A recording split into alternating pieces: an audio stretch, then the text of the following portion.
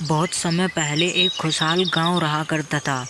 उस गांव में रमा नाम की एक विधवा औरत भी रहा करती थी। रमा का श्याम नाम का एक पुत्र भी था जो कि गलत संगति में पड़ गया था। रमा को यह मालूम नहीं था कि उसका बेटा चोरी चकारी भी करने लग गया है।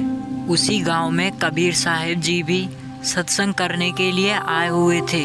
कबीर साहिब से नाम दीक्षा लेकर सुमरन करने से लोगों को बहुत से लाभ भी प्राप्त हो रहे थे।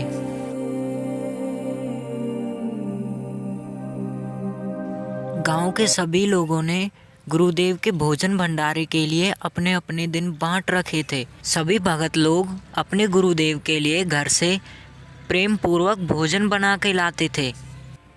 आज गुरुदेव को भोजन खिलाने की बारी लक्ष्मी की थी, लेकिन आज लक्ष्मी के घर दूध खराब हो गया था। तभी लक्ष्मी मन ही मन सोचती है कि वह आज गुरुदेव को भोजन कैसे कराएगी। लक्ष्मी बहुत ज़्यादा परेशान हो जाती है। तभी उसे ख्याल आता है कि वह रमा के पास जाए और वहाँ से कुछ दूध लेके आ जाए, जिससे वह गुरुदेव के लिए खाना बना सके। इधर रमा अपने घर कुछ काम कर रही होती है कि तभी वहाँ पर लक्ष्मी आ जाती है। रमा लक्ष्मी से पूछती है, बहना आज क्या हुआ, कैसे आना हुआ, बताओ मैं आपकी कैसे मदद कर सकती हूँ। तभी लक्ष्मी रमा को सारी बात बता देती है कि उसे गुरुदेव के भोजन के लिए दूध चाहिए, उसका दूध आज खराब हो गया था। यह सब बातें सुनकर रमा वहाँ से फट से जाती है और बाल्टी में रखे सारे दूध को लक्ष्मी को दे देती है और कहती है, बहना मैं इस दूध को वापस नहीं लूँगी, क्योंकि ऐसा मौका कभी बार बार नहीं मिलता। लक्ष्मी दूध को लेकर अपने घर चली जाती है और गुरुदेव को भोजन करा देती है। सत्संग से आने के बाद लक्ष्मी सोचती है कि रमा तो बड़े ही भक्त स्वभाव की लगती है। उस दिन के बाद से लक्ष्मी रमा को रोज समझाती है कि उसे भी सत्संग में चलना चाहिए, क्योंकि यह मनुष्य जीवन केवल भक्ति करने के लिए ही मिला है। इसीलिए लक्ष्मी रमा के घर रोज आना जाती और उसे समझाती। कुछ दिनों के बाद रमा लक्ष्मी के साथ सत्संग जाने के लिए मान जाती है। सत्संग में कबीर साहब बता रहे थे कि कोई कैसा भी कितना भी बुरा व्यक्ति हो, उसने कितने भी पाप कर्म किए हों, यदि वह सत्संग में आता है तो वह पूरी तरह से सुधर जाता है। रमा कबीर साहब के पास जाती है और कबीर साहब से कहती है, गुरुजी मेरा बेटा बहुत ही निकम्मा है, वो मेरी कोई भी बात नहीं मानता है, वह गलत संगति में भी पड़ गया है, गुरुदेव उस पर कुछ दया करें। तभी कबीर साहब रमा से कहते हैं कि परमेश्वर दया करेंगे। उस दिन के बाद से रमा की सत्संग में रुचि बढ़ जाती है और वह गांव वालों से पूछती है कि उसे भी एक बार सेवा का मौका दे, क्योंकि वह भी गुरुदेव की सेवा करना चाहती है, लेकिन कोई भी अपनी सेवा देने के लिए तैयार नहीं था। तभी लक्ष्मी रमा से कहती है कि वह मेरी सेवा ले ले, एक समय का भोजन वो बना ले। रमा उस दिन का बेसब्री से इंतजार करने लगती है और जब वह दिन आता है तो रमा अपने घर पे गुरुदेव के लिए भोजन बनाने लगती है, लेकिन रमा को बहुत ज़्यादा ज्वर हो जाता है, जिसके कारण वह गुरुदेव को भोजन खिलाने में असमर्थ होती है। इधर रमा का बेटा श्याम अपने दोस्तों के साथ मिलकर राजमहल में चोरी करने की प्लानिंग कर रहा था। वे सभी आपस में बातें कर रहे थे कि यदि उन्हें महल से कोई एक सोने का हार भी मिल गया तो वह उसे बेचकर खूब पैसा कमाएंगे।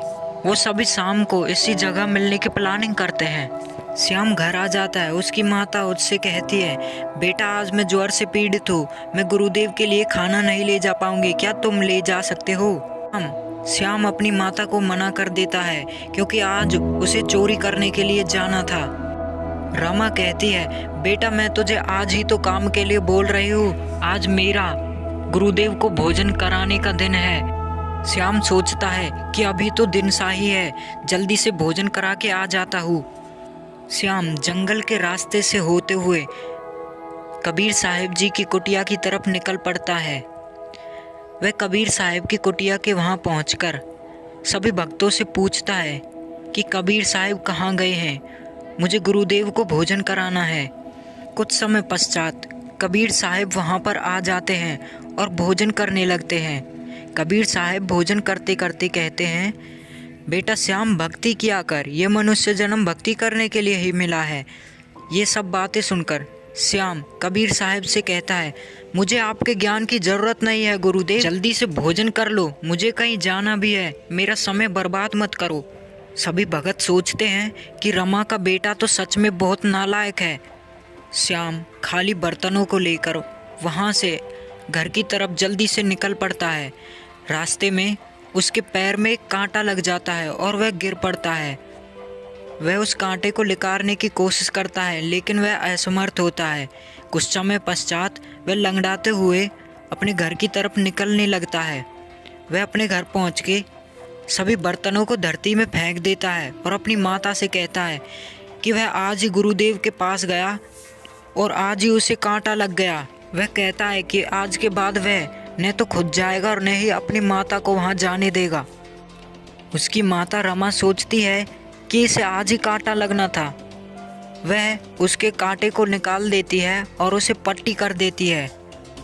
वह दोनों रात को सो जाते हैं। वहीं दूसरी तरफ श्याम के सभी मित्र श्याम का इंतजार कर रहे थे। श्याम के नए आने पर वे सभी अकेले ही वहां जाने की प्लानिंग करने लगते हैं। वे सभी राज दरबार में पहुंच जाते हैं और महल में चोरी करते हुए पकड़े जाते हैं। सैनिक उन्हें पकड़ लेते हैं। वो सभी चोरी करते हुए पकड़े जाते हैं। तभी सैनिक उन्हें राज दरबार में ले जाते हैं। कुछ समय के पश्चात वहां पे राजा आ जाते हैं और राजा उन लोगों से कहते हैं कि तुमने तो महल को भी नहीं छोड़ा, यहाँ पे भी चोरी करने आ गए। अब तुम्हें सुबह कड़ी से कड़ी सजा दी जाएगी, तुम्हें सुबह सूली पर टंगाया जाएगा। और वहीं दूसरी तरफ श्याम के पैर भी ठीक हो चुका था और उसकी माता का ज्वर भी ठीक हो चुका था। सुनो सुनो सुनो, राजा का आदेश है कि 3 लोगों ने राजमहल में चोरी करने की ठानी। इसकी सजा में उन्हें पूरे गांव घुमाया जाएगा और सूली पर टंगाया जाएगा। श्याम उन्हें देखते ही पहचान जाता है कि यह तो उसके दोस्त हैं जो कि पकड़े जा चुके हैं। आज के बाद यदि कोई भी राजमहल में चोरी करता हुआ पकड़ा गया तो उसे यही सजा दी जाएगी और गांव के सभी लोगों के सामने इन्हें सूली पर टंगाया जाएगा। इधर श्याम अपने घर में आके जोर जोर से रोने लग जाता है। वह अपनी माता से कहता है, माता तुम्हारे गुरुदेव तो स्वयं भगवान आए हुए हैं, उन्होंने सूली को कांटे में टाल दिया। रमा अपने बेटे श्याम से कहती है कि बेटा तू चोर थोड़ा ही है, सूली पर तो चोरों को चढ़ाया जा रहा है। माता मैं भी चोरी करने के लिए जाता लेकिन कांटा लगने की वजह से मैं वहाँ पे नहीं गया। रमा कहती है बेटा तू चोरी भी करने लग गया था, चलो गुरुदेव से नाम दीक्षा लेने चलते हैं। रमा अपने बेटे श्याम को कबीर साहब से नाम दीक्षा दिला देती है और श्याम भी उस दिन के बाद से पूरी तरह से सुधर जाता है क्योंकि कबीर साहब ने उसे नया जीवन दान दिया था। आजा बंदे शरण राम की, फिर पाछे पछतावेगा भाई। आजा बंदे शरण राम की, फिर पाछे पछतावेगा। बालू की भीत पवन का खंबा, कब लग खैर मनावेगा। बालू की भीत पवन का खंबा, कब लग खैर मनावेगा। आजम तेरे घटनेंगे रे तू, राम कहने ना पावेगा। आजम तेरे घटनेंगे रे तू, राम कहने ना पावेगा भाई। आजा बंदे